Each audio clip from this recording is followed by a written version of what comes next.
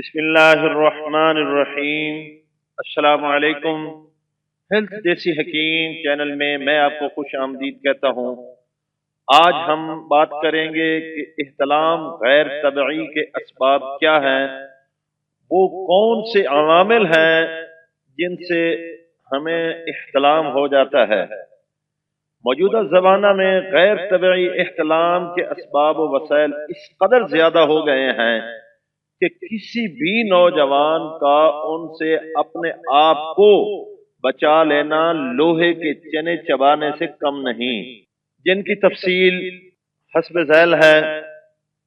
Number ایک جو ہے وہ شہوانی خیالات۔ عورتوں خصوصاً نوجوان لڑکیوں کا بے پردہ نیم عوریاں تنگ و چست لباس میں بغیر دوپٹے و چادر کے خوب بن سنور کر تیز خوشبوئیں لگا کر سڑکوں سے گزرنا اس قدر عام ہو گیا ہے کہ اب کوئی بستی باقی نہیں رہی جہاں یہ نظارے دیکھنے کو نہ ملیں۔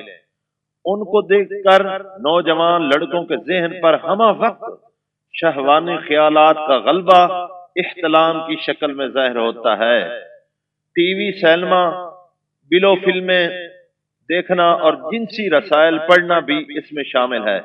اس لیے شرعاً بے داڑھی مونچھ والے نوعمر لڑکوں پر بھی شہوت سے نگاہ ڈالنا حرام ہے۔ نمبر دو، غذاؤں کا فطور۔ مرغن، زیادہ چکنائی والی خوش ذائقہ چٹپٹی غذاؤں، گوشت، انڈے، مچھلی، کباب، تیز مرچ، گرم مسالوں کا کثرت سے استعمال اور خوب شکم سیر ہو کر اتنا کھا لینا، پیٹ بھر کر اتنا کھا لینا کہ معدہ میں ذرا بھی جگہ خالی نہ رہے۔ بیک وقت کئی قسم کے کھانے کھانا، اوپر سے چائے یا کافی پینا، جن سے دوران خون میں تیزی اور بدن میں حدت یعنی گرمی بڑھ جاتی ہے، جس کے نتیجہ میں احتلام ہونا ضروری ہو جاتا ہے۔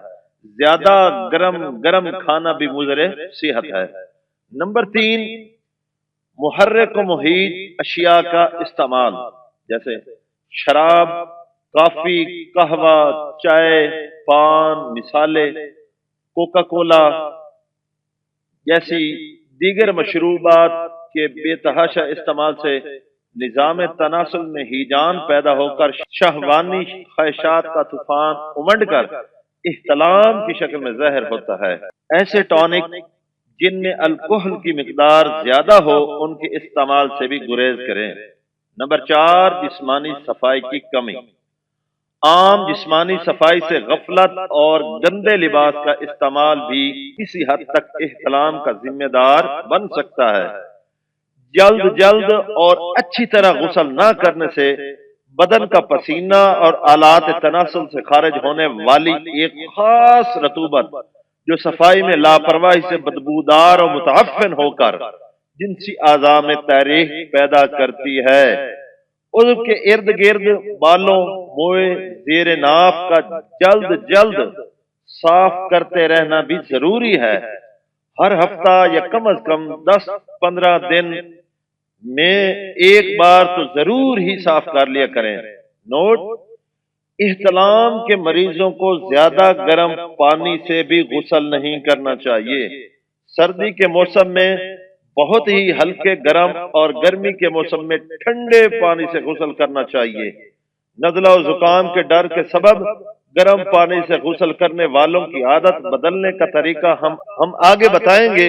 غسل سے طبیعت کو فرحت اور ہاضمہ کو تقویت ملتی ہے، مگر کھانا کھاتے ہی یا بھوک کی شدت میں نہانا مضر ہے۔ نمبر پانچ، گندی آب و ہوا کا اثر۔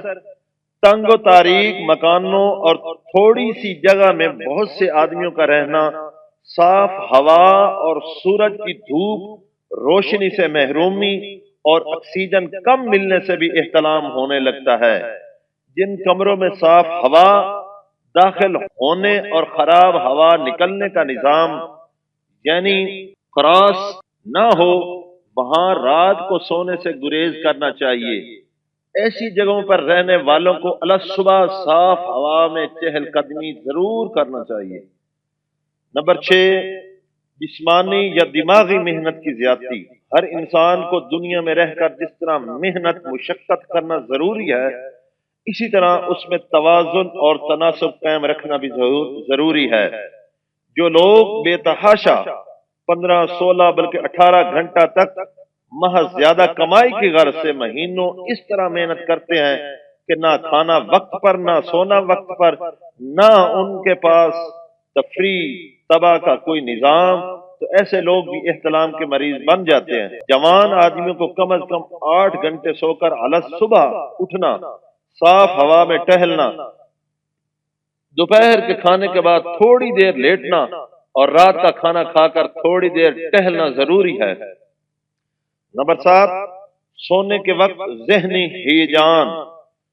راہ چلتے دیواروں پر لگے سینما کے پوسٹروں میں مرد عورت کا ایک دوسرے سے بغل گیر ہونا، ایک دوسرے کا بوسہ لینا وغیرہ مناظر کا دیکھنا، دن بھر بےہودہ فلمی گانے سننا، کسی حسینہ کے تصور میں غرق رہنا اور جنسی ملاپ کی تدبیریں سوچتے رہنا، وہ محرکات ہیں جن کی وجہ سے بستر میں پہنچ کر نیند نہ آنے تک ذہنی ہیجان اور خیال میں پراگندگی رہتی ہے، جس کی وجہ سے نیند کی حالت میں شہوانی خواب نظر آنے کی وجہ سے احتلام ہو جاتا ہے۔ اس وجہ سے احتلام کو بدخوابی، برے خواب آنا بھی کہتے ہیں۔ نمبر 8، جلک یا مشتزنی۔ جلک یعنی اپنے ہاتھ سے عضو کو حرکت دے کر مادہ تولید یعنی منی کو خارج کر کے لذت حاصل کرنا، ایسا غیر فطری اور قوت مردی کو نقصان پہنچانے والا عمل ہے جس کے لگاتار اور بہت دنوں تک کرتے رہنے سے آہستہ آہستہ عضو کی نسوں میں ڈھیلا پن ہونے لگتا ہے، ہاتھوں کی شدید رگڑ سے حشفہ سپاری کی ذکاوت حس بڑھ جاتی ہے، جس کی وجہ سے ذرا سی شہوانی تحریک و خیال سے انزال اور احتلام ہو جاتا ہے۔ واضح ہو کہ جلک لگانا مذہب اسلام نے حرام اور گناہ کبیرہ ہے۔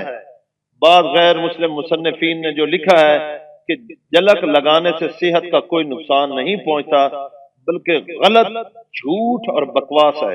اگر کسی نے کبھی کبھار زندگی میں چند بار ایسا عمل کر لیا ہو تو وہ چندہ مضر نہیں، لیکن اصل میں یہ بہت نقصان دہ ہے۔ نمبر 9، سوتے وقت احتلام کا ڈر۔ بعض خود غرض دوا فروش احتلام کو ایک خطرناک اور نامرد بنا دینے والی بیماری بتا کر نوجوانوں کو گمراہ کرتے ہیں، جس کی وجہ سے بعض نوجوان چند بار احتلام ہو جانے پر گھبرا جاتے ہیں، جس سے ان کو ہر رات سوتے وقت احتلام کا ڈر لگا رہتا ہے۔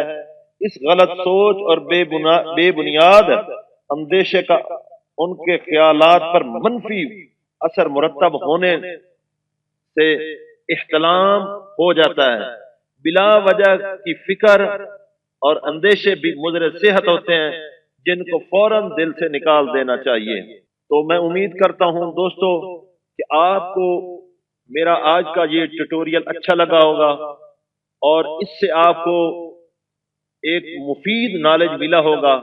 اگر آپ کو اس سے کچھ فائدہ ہوا ہو تو پلیز میرے اس ویڈیو کو ضرور لائک کریں اور اس کو ضرور شیئر کریں، اور اگر آپ چاہتے ہیں کہ اس طرح کی مزید آپ کو ویڈیوز ملتی رہیں تو آپ میرے اس چینل کو ابھی سبسکرائب کریں تاکہ میری ہر نئی آنے والی ویڈیو آپ تک جلد از جلد پہنچ سکے۔ میں آئندہ ویڈیو تک کے لیے آپ سے اجازت چاہتا ہوں۔ اللہ حافظ۔